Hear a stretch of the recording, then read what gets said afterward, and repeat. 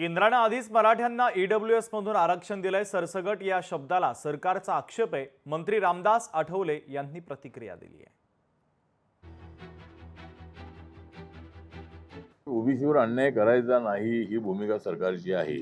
मराठा समाजाला न्याय देताना ओबीसीवर अन्याय होऊ नये आणि त्या दृष्टिकोनातूनच सरसगट मराठ्यांना ओबीसी म्हणा या मुद्द्याची सरकार सहमत नाही।